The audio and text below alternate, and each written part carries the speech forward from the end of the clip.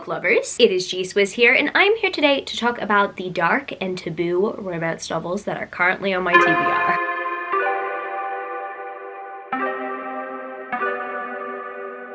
If you didn't know, this is a 7 on Sunday topic, and I am the host of 7 on Sunday. I will link the Goodreads page down in the description where you can check it out, and you can participate in a topic in the future, or you can suggest a topic. And this week's topic I have been avoiding for quite some time, because I have been avoiding dark and taboo romances for some time as well. And a big reason why I have is, number one, I am very much afraid of what people think about me. And for some reason, I think that people will associate me and my values with the books that I actually pick up, when really I just want to read for escapism, but also because I want to broaden my perspective. Two, when you read a romance that is dark or taboo or morally gray, most of the time you might feel conflicted yourself. Therefore, there is some sort of discomfort in the reading experience. But at times, they are the most memorable reading experiences. I think reading the Four Horsemen series by Laura Vernaza really did open my eyes and made me realize what I was missing out on. Even though reading the Four Horsemen series, I was conflicted majority of the time because the Four Horsemen of the Apocalypse are terrible and don't necessarily deserve redemption because they are the bringers of the apocalypse. At the very same time, it was actually quite compelling reading their story and reading their romance, and additionally following their journey from essentially eliminating humanity to eventually departing from that because they wanted to be with their true love. So I personally found the concept and the story of the Four Horsemen series to be fascinating, and I thought that it was going to be a lot milder and a lot tamer than what it was, but it wasn't. It was a very morally gray, very dark, and very taboo book series because of its subject matter. And so every single one of the books or series that I bring up on this list today are books that fall under those categories that I actually want to give a try. Now, before I proceed with this video and talk about my TBR, this isn't necessarily me endorsing them because I haven't actually read these books slash series yet, but also I would encourage you to read these with discretion. I'm pretty sure most, if not all, authors have some sort of trigger warning system where they would either put the trigger warnings on their website or maybe in the synopsis when you are purchasing the book. The authors for these books slash series have made the trigger warnings clear from what I know on their end as well. I don't think I will be going through too many of the triggers because I don't know all of them at the top of my head. I haven't actually read the books in the series that I'm going to be talking about. But pretty much overall, I don't want you guys to feel pressured to read these books if you don't want to. I'm pretty much just talking about them being on my TBR personally. And if any of these books on this TBR have themes that you don't feel comfortable with, my intention is to not harm whatsoever, so I do apologize if I do bring up any sensitive topics here. This video is a very interesting one for me because I don't want to promote something that actively harms people, but I personally haven't read these books yet, so I don't really know how to address it. I guess without further ado, let's get straight into these dark, morally gray, taboo romances that are on my TBR that I'm very curious about. I think I'm gonna start off with the most obvious. I have read the first book in this series, therefore I can actually talk about why there is a dark subject matter in this book series, and that, my friends, is the Plated Prisoner series by Raven Kennedy. I personally don't know how dark it's going to be from books 2 to 5, but I have read book 1, and book 1 was really heavy. Book 1 is essentially a DA situation where the protagonist has no idea that she is in that situation, and the series is about the protagonist having to leave that situation against her will initially in order to realize that she was going through DA. So the first book, Guild, really heavy. But I believe compared to the rest of the book series on this TBR, this series might just be even more healing because I believe the worst might just be over based on book 1. We will see. But I believe that the protagonist finds love in someone who's probably a lot more healthy than King Midas. If you guys don't know, this is a King Midas reimagining, and King Midas is the terrible person. He is the antagonist, which I mean makes sense because the idea of King Midas is morally gray to begin with. I'm very much looking forward to continuing on with the series, but I want to read this series for different reasons as to why I want to read the others. And the reason why I want to read the series is because I actually want to witness this protagonist's healing journey. And I wasn't too sure whether to put this series on this TBR, but I did personally because there are some very dark subject matters in the series. And while maybe the main romance that is yet to blossom might not be dark, I really don't know, I haven't yet read the series. Oren's situation situation is from the very beginning of the series. So it is a very dark and heavy series. First book, very confronting, but the protagonist has no idea that she's really going through it until I believe that she's going to be separated from it for quite some time. And from personal experience, I think that that is a very real thing. Sometimes you don't actually know that you're going through it until you've been separated from it for quite some time. And the next book slash series that I bring up on this dark, taboo, morally grey romance TBR is also slightly bordering on the spectrum, is the Bonds That Tie series by J. Bree. Now, the reason why I would say that this is probably a more taboo subject matter is because it is a why choose romance situation where the protagonist has multiple love interests, and I believe that this is going to be very dark and heavy because every single one of those love interests, from what I know, don't like the protagonist because she chose to reject the idea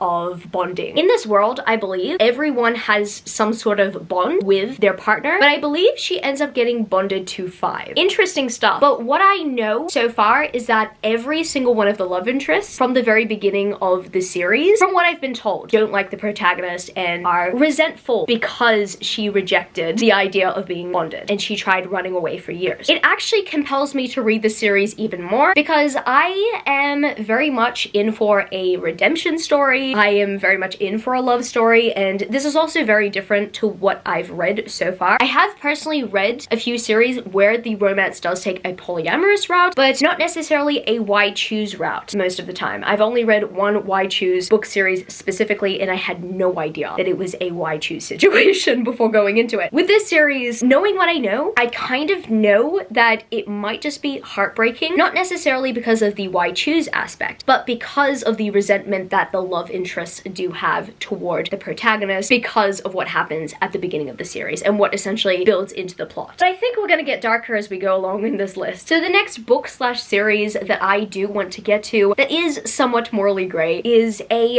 mafia romance, a Hades and Persephone inspired mafia romance. I have Promises and Pomegranates by Sav R. Miller. Sav R. Miller is actually coming to Babe here in Sydney, and I'm very much looking forward to it. I initially looked at these covers and thought that they were absolutely gorgeous, so I literally purchased these books because of their covers, but I also heard that Promises and Pomegranates specifically was a Hades and Persephone reimagining, and you guys already know how I feel about Hades and Persephone reimaginings. I love them. Except this is a mafia romance that is inspired by Hades and Persephone, which, I mean, the next book I'm going to mention is also, but I had no idea that this was not fantasy. For some reason, the reimagining aspect of it, but also the cover, both of them give me fantasy vibes. This is essentially a dark mafia romance that is very morally grey because if you guys have read a Hades and Persephone reimagining before, or if you have the general knowledge of who Hades and Persephone are, you would know it is a romance where the good girl gets with the villain. We will see how this goes, but I already know that I'm gonna have somewhat of a good time. But I hear that this series specifically is full of smut and doesn't necessarily have a plot until halfway through the book. So we will see how I feel about this. I know that smut can be heavy, but I just want a good overarching plot at the end of the day, and I hope that it interconnects very well with the rest of the books in the series. And speaking of Hades and Persephone reimaginings, it just so happened to be, I believe, based on what I've been told, mafia romances. Here I have Neon Gods by Katie Robert. I've put this on many TBRs, but based on the fact that I've read the Wicked Villain series, I have avoided this series like the plague. And the reason why I have is because the Wicked Villain series is like the definition of dark and taboo and heavy. It deals with really hard subject matters, and I just know that Katie Robert is going to do the same in the series. Except, I mean, we're taken out of like the, you know, central setting of the Wicked Villain series, and we are placed within underground organizations. Look, I blame Yakuza Lover for my intrigue here. I've had this on my TBR for a year and a half so far. I actually need to get to it. I mean, I'm probably gonna start Katie Robert's monster romance series before I'm gonna get to the series, but I really need to get to the series. The Dark Olympus series essentially follows different characters based on Greek gods and Greek goddesses. What better way to start off a series than with a Hades and Persephone reimagining? Hearing about Neon Gods was how I essentially became fascinated in checking out Katie Robert's work. However, Neon Gods was not the first book I read from Katie Robert, which is the most ironic part of it all. I need to read it sometime. I just know what to expect with a Katie Robert novel. I know that this is going to destroy me, but I hope that I am going to enjoy it just as much as I love the other Hades and Persephone reimaginings that I've read that I've loved so far. I don't know whether the next book that I put on this TBR is a stupid choice or not, but I've wanted to read the Zodiac Academy series for quite some time, but I already know that this is a bully bully romance. And from what I've heard, the love interests who are bullying the two main characters in this series, I've heard that they do like irredeemable things. But I mean, they somehow charm you within the 9-book series that we are given. This series I feel unsure of at the moment because as I'm filming this video, the series is not yet finished. But from what I've heard about book 8 so far, a lot of the fandom are really disappointed in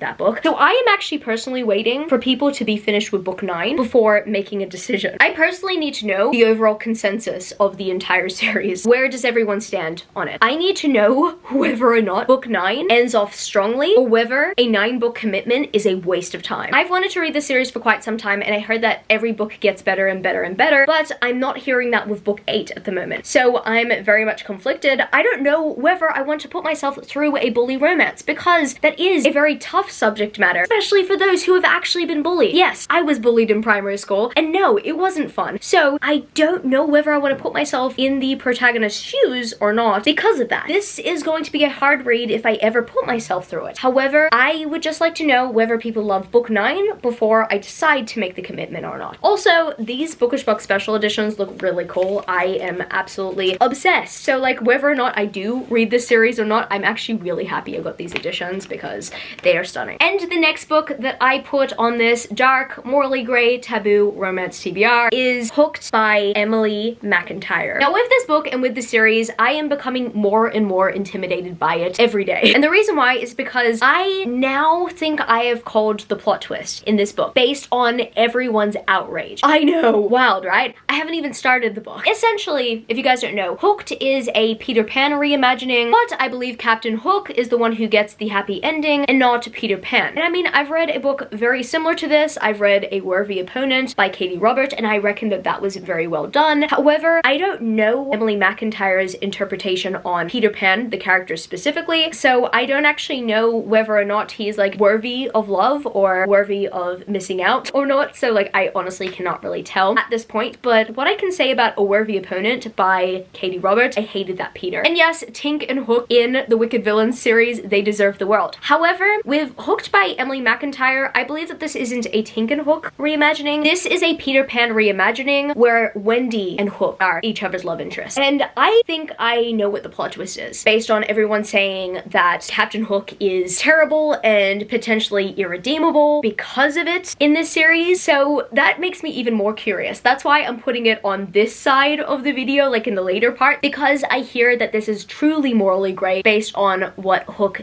did. That is why I believe it makes a very dark and extremely morally grey romance, but I really don't know. I have one expectation. It could be something completely different, but we will see. I am very much curious about this. I think after reading Katie Roberts' Wicked Villain series and following Tink and Hook, I'm actually a bit more interested in reimaginings where Captain Hook is kind of redeemed. And the next book that I've added to this TBR is actually a book I don't physically own yet, but I want to read it so bad because this is probably the only Beauty and the Beast reimagining I have on this TBR that I truly want to try. And that, my friends, is The Beast by Jenica Snow. So this is actually a 130-page novella, but it's considered to be dark and taboo romance because the protagonist's father in this reimagining actually sells her off. I already cannot stand her father. He sells her off to the Beast, or he sells her off somewhere and then the Beast ends up finding her. But I mean, that might be a good indicator that the Beast is a lot better. At this point, I am tired of Beauty and the Beast reimaginings where the Beast is actually truly a terrible person. Exhibit A, ACOTAR. I hate that Tamlin ended up representing the Beast because I reckon that the Beast should be a much more complex character that can be redeemed. Exhibit B, the Beast in A Curse So Dark and Lonely. I cannot believe that the prince or king or whoever he was, I cannot believe that he was just actually truly terrible and was not redeemable because he chose not to redeem himself. He had many opportunities to redeem himself and he just did not. So I'm hoping to read a bunch more Beauty and the Beast reimaginings. I still have a few on my TBR. I think so far the best Beauty and the Beast reimagining I've read is once again the Wicked Villains Beast take, which is the 4th book in the Wicked Villain series, literally the one after A Worthy Opponent, which is the Tink and Hook reimagining. And that book was also a dark taboo reimagining, except it involved a polyamorous relationship between the Beast, Gaston, and Belle. In this technically novella-length story, I just want to fall in love with the Belle and the Beast, and I personally hope that after what the Belle middle of the story has gone through that she finds happiness with the beast. The second last book I have on the dark taboo romance TBR is definitely on the taboo side because it's Priest by Sierra Simone. If you want to know what this book is about, the title pretty much kind of explains it. Yes, it is a story where a priest falls in love, and I believe that a forbidden romance starts from there. Look, I was very much curious and intrigued about reading more by Sierra Simone based on reading A Merry Little Meet Cute by Julie Murphy and Sierra Simone. That was a co-written work by her, and I've noticed that this series, beside the American Queen series, seems to be her most popular. Bloom picked this series up traditionally, so I was able to actually purchase these a lot easier than I would have if they were still independently published. I'm very curious about the series. Look, I don't necessarily agree with the premise. I believe that if it is like forbidden, then I believe that the priest should resign if they wanted to pursue a relationship. I'm still very much intrigued as to what the priest's motives are and how deeply invested they are in this relationship and the spiral of it all. I kind of just want to read about how everything will go and whether or not the priest cares about their duty more than love, or they would put love over duty. We will see. I'm interested in reading this series because it's such a bizarre concept that I don't know where I would fully stand because it has such a bizarre and very controversial subject matter. I'm actually very much interested in the controversy. And if you think that this was the most controversial book that I put on this TBR, my last one might just shock you. The last book I put on my dark, taboo, morally grey, all those words, even more TBR, is Haunting Adeline by H.D. Carlton. Okay, so how do I put this lightly? The love interest in this series is a stalker.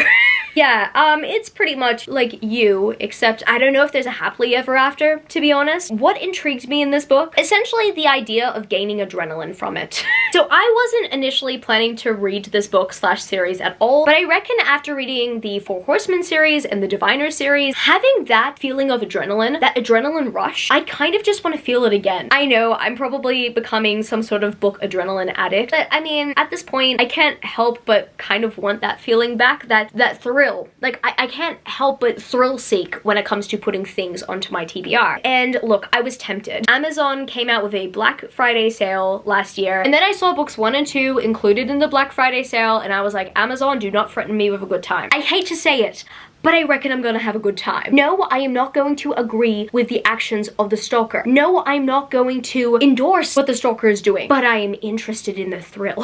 I don't know how this can be a romance. I'm actually so bamboozled at the moment at the idea that this is even a romance concept. I can't even believe that this is a dark romance. I thought that this would be a horror. This apparently classifies as a horror romance, and that's what intrigues me the most, because I think to myself, how is that even possible? But there's only one way to find out, and it is to actually read the cat and mouse duet. And apparently this specific genre is known as cat and mouse, where like the cat is the stalker and the mouse is obviously the prey. I mean, that kind of sounds really wrong, but I mean, this entire book series sounds completely wrong, and I don't know what's wrong with me, but I really want to read it for the thrill. So I guess it's gonna be it for this video today, book lovers. That was a very dark, morally grey taboo TBR. So if you stayed till the end of the video, leave me the black heart emoji, because by the looks of it, things are gonna get really dark. If you happen to enjoy this video, don't forget to give it a thumbs up and subscribe to my channel if you haven't yet already. Join the amazing community of book lovers. And also, I have social medias. I'm at GSwizzleBooks on Twitter and Instagram, and I'm also Goodreads. That's www.goodreads.com/gswizzle. And finally, I'm at TikTok. I'm at GSwizzle on TikTok if you want to follow me there for some bookish content. I love you, book lovers, and I will see you later.